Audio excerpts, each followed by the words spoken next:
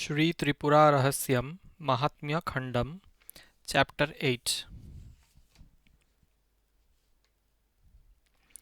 The Creator Brahma blissfully started to pray with words reaching the heights of devotion.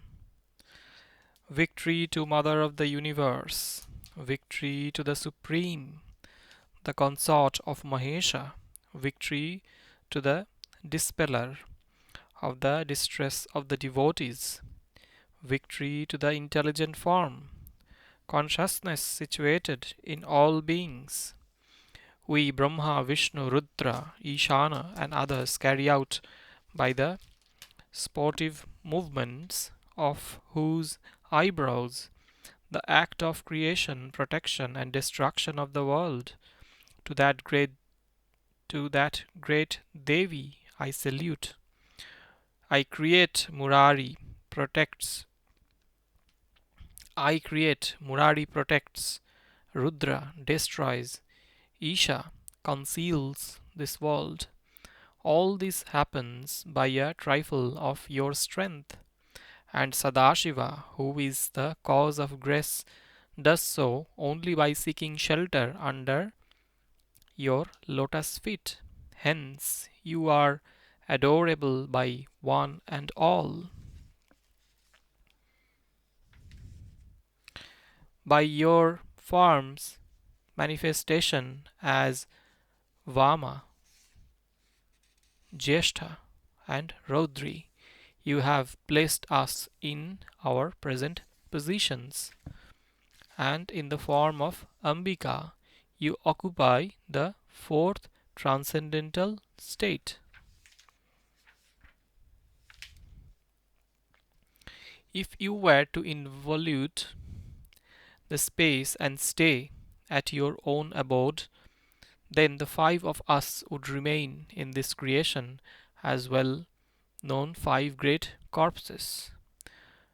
O Universal Mother, assuming many wonderful forms, you are our utmost protector, just like a mother protects her child. We three, born out of your characteristics, precede the entire creation because of your existence prior to three of us. You are known as Tripura. Thus, praising the Supreme Mother, the Creator, filled with devotion, fell prostrate on the ground, meditating on her. Then Hari, wearing the yellow garment, with a voice choked with devotion, praised her skillfully with many dignified words. O auspicious Mother, we, who are born out of your characteristics, always cautiously carry out your instructions. Let us be always devoted to your lotus feet alone, as cherished by us. O great Devi, because of you, all beings shine according to their different forms, from their tendencies and various powers. If not, there would be nothing existing. O Mother, earth, water, air, fire, space, moving and non-moving forms, directions, time, manifest and non-manifest, and all are your manifestations. Other than you, there is not even an iota of existence. We, starting from Brahma, the lords of the world, have become famous by our grandeur, having secured a place at the base of your seat because of our service to your lotus feet. Salutation to you. The Upanishads severely tremble and fail to describe your form, which is transsensory. How can they, overpowered by your mighty Maya, understand you of such greatness? The Lord of Lakshmi, having discarded the heap of impurities by constant single minded service to your lotus feet and gaining a pure mind by ambrosial prayers to you, has understood you as the embodied self of Paramashiva.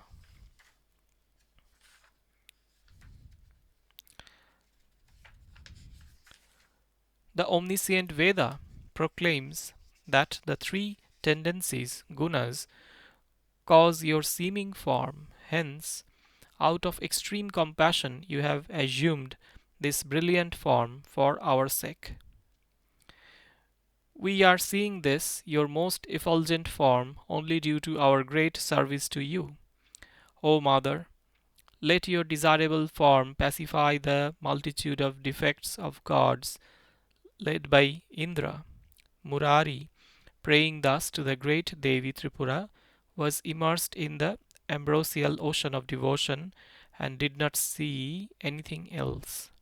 Next, Ishvara, with joined palms, started praying the Devi with soft words glowing with devotion. O Parameshwari, salutation to you. You are worshipped by the supreme beings Brahma, Hari, and Shankara, who are foremost among gods. Therefore, who can be greater than you, O Rajarajeshwari? O Rajarajeshwari, you are the only one excelling all else. Fie upon those passionate, ignorant animal like human beings who, neglecting the most excellent Parameshwari, the Parashakti, serve other lords of gods, just like neglecting the divine tree, Kalpa Vriksha, and seeing a dry, thorny tree. O auspicious universal mother, let my mind, purged of sense pursuit, be constantly fixed on your lotus feet. Let my hands be always engaged in your service. Let my speech sing the ocean of your many glories. By always keeping your partial incarnations known as Sharada, Rama, Girija, who are respectively the consorts of Brahma, Hari, and Shankara, in our mouth, heart, and left half of the body, we are engaged in the task of creation, protection, and destruction of the universe. O auspicious Devi, you are the creatrix in Brahma, the protector in Vishnu, who reclines on the serpent, the destroyer in me, Shiva, the concealer of attributes in Ishana, the aspect of grace in Sadashiva.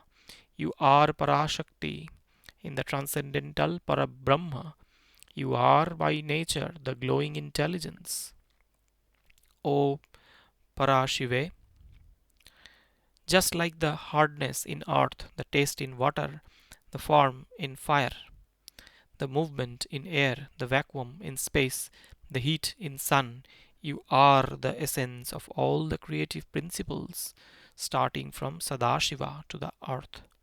O auspicious Devi, all the gods, starting from Indra, illusioned by your intense influence, disrespect each other.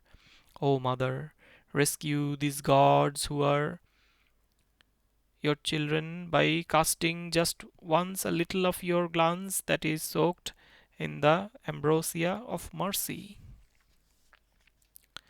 O universal Mother, dispeller of all distress, O Supreme One, look with your compassionate glances that pour out a flood of nectar at these persons, always purged by the conflagration of desires. You are the sole refuge for this world. We salute you always. Thus, praying with devotion and meditating on Devi Tripurambika, Brahma, and other, filled with devotion, prostrated on the ground. Then, pleased by the good prayers, Tripurambika took a physical form in order to drive away the ignorance of the gods. With a molten gold hue, wearing shining ornaments, with 18 arms, a virgin with a charming smile. With the melody from her anklets tinkling in the quarters, with the luster of her foot putting to shame the sprouts of fresh coral. With the delicate gait of a swan, with a waist shining in a golden garment, charming with a navel resembling a deep vortex, with her chest shining in a red silk, upper garment, holding in her red sprout-like hands the bow, the noose, the bell, the drum, the gem-decked cup, the shield, the rosary, the lotus, the book, the sign of knowledge, the conch, the disc, the sword, the trident, the axe, the mace, the goad, and the arrows, with a garland of golden lotus in her neck, with gem-set shoulder ornaments, with bud-like fingers shining with diamond rings, her neck decorated with a necklace set with 9 gems, with the glow of her gem-set sacred Mangalya chain, well smeared with sandal paste, with a pair of ear ornaments shining like the moon and the sun, with lips shining like the red cherry fruit, with eyes whose redness has been doubled by the ruby in her nose stud, attracting the female deers by the sport of her 3 eyes resembling the lotus petals, with her full moon-like face bearing the deer mask mark on the forehead, with bee-like row of curly hair on her lotus-like face, filled with the fragrance of her soft, long, dense, dark hair, with a crown set with invaluable gems that filled the sky with its effulgence, with a forehead shining with crescent moon, who is ever a virgin, the transcendental Devi. The Parashakti Tripurambika assumed such a most sacred, enchanting form to sportively protect her devotees. Then Devi Tripurambika addressed with a dignified voice the gods of the the gods Brahma, Hari, Ishana, and others. Thus, my children, listen to my words. I will bless you with good things. I have now made myself visible to dispel the ignorance of the gods. Saying so, she brought back to consciousness and consoled through the downpour of nectarian glances the gods who had fainted as if dead. Then Indra and other gods got up as if from sleep and mutually wondered about what happened. They said, "None of us knows who is this wonderful lady." Then Indra and other prominent gods told Agni, "O Agni, go quickly and find out what this huge form is. Why has it taken birth? What is its strength? What is its nature?" Hearing the words of Indra, the doughty Agni proceeded, and with great difficulty, with his splendor reduced by her effulgence, got near her, and spoke to Parameshwari. "O young girl, tell me who you are. What is your power? Where do you live? I have come to understand you, who are extremely distinguished." Hearing his words, she replied excellently. "Tell me who you are, from where you came, what is your strength. I will later narrate my entire account." Thus spoken, Agni spoke to her, "O auspicious lady, listen to me. I am Agni, the embodiment of the mouth of the gods. I have been sent to you by Indra and others who are wondering about you. My valor is very great. Being unfailing and ruthless, in a second I can reduce to ashes this visible universe of moving and non-moving things. There is no one else like me." Hearing the words of Agni, Parashakti laughed and told him, "Thus, O Agni, if you have such a strength, then show it in my presence soon. Burn the straw that is placed before you." Hearing these disrespectful words of Devi, the angry Agni, with deluded mind, spoke, thinking himself to be the best. "You are just a weak young girl, therefore you are talking stupidly. You are asking me who can burn everything to burn a straw. Right now I will equate you with the straw and burn you along with it. Saying so, Agni, with red angry eyes and burning with a huge flame, quickly fell on the straw and the Devi to devour them both. Even as he tried with his great might, Agni was unable to burn the straw. With subdued flames, he became cold like a meteor fallen in the Arctic Ocean. Trembling with terrible cold, looking like a firefly, his whole body turning into a skeleton, the dull Agni, who suffered shame, disappeared from that place, running away with all his strength. Then he narrated to Indra, O Indra, it was not possible for me to understand that huge mighty force that I faced. Then Indra told the moon to find out about the huge form. O moon, go with speed and get to know about this mighty one. How was that mighty one born? What is its strength? What is its nature? Hearing the words spoken by Indra, the arrogant moon proceeded and, losing his luster, somehow went near her and spoke to the great Devi. O young girl, tell me who you are. What is your strength?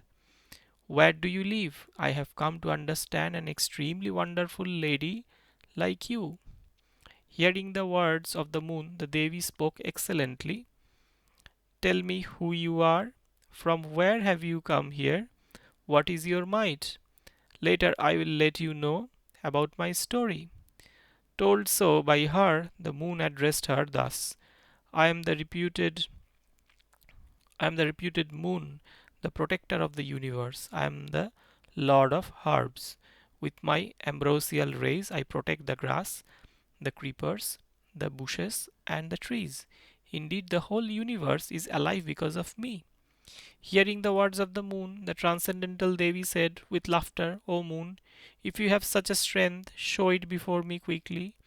By your cool ambrosial rays, quench the straw placed before you, which is being burnt by me. Listening to her and taking her light talk as insulting, the angry moon, filled with arrogance and proud of his valor, spoke thus: O weak lady, I shall destroy you for what you have childishly spoken without knowing my strength. I will freeze you with my cool rays. Saying so, with his innumerable rays, he caused, with great force, a rain of snow that looked like a flock of cranes. His downpour of snow was destroyed by the fire of her third eye. His body was engulfed by the fire, being burnt up. The moon, almost dead, quickly ran with fear and reported to Indra, O Indra, I was unable to know about that huge form with stupendous might. Then Indra told Vayu to understand that power. O Vayu, go soon and know about the great form. How did it come into existence? What is its strength? What is its nature? Hearing the words of Indra, the proud Vayu went to the place of Sri Parameshwari. Assuming himself to be very strong, Vayu spoke with disrespect. O weak lady, who are you? From which country have you come? What is your strength? Sent by Indra and others, I have come here to assess you. Hearing Vayu, the Devi replied sweetly, tell me who you are. Why have you come? What is your strength? What is your profession? Later, I will reply to your questions. Hearing the words of the great Devi, Vayu replied, O weak one, listen to my account, which is most famous and auspicious. I am the most powerful Vayu. I am the breath of the universe. I am of great speed. I have come from Indra's place. I am the supporter of the universe. I am supreme. During deluge, all the great mountains, shaken by me, were moving all over like sparks of fire. Even the seas dried up due to my anger. Till now, there is no one who could retard my speed. Hearing the speech of Vayu, the great Devi spoke, O Vayu, if you are powerful, let me witness it. Show your valor by carrying away the straw that is placed before you.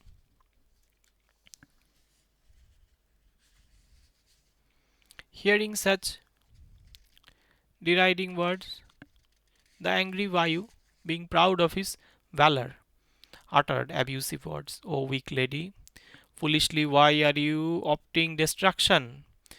Which strong man can withstand my great strength and force? You are stupid and arrogant. I shall destroy your pride. To start with, I will reduce you to naught as if a straw. So stand firm and withstand my unbearable force. Thus addressing the great Devi, as Vayu, filled with anger, thought of moving with great speed and force, he became lame and miserable. With all his breath, he was unable to take a step forward. Then, being put to shame, he started running away with fear. He told Indra that he was unable to understand that great form which is of unfailing mighty valor. Seeing such a defeat of Agni, Moon, and Vayu from the great power, Indra, worrying himself, started thinking what it could be. He was unable to conclude anything even after thinking in several ways. Dejected with ignorance, he was unable to do anything. End of the 8th chapter of the MahatmyaKhandam of Sri Tripura Rahasyam.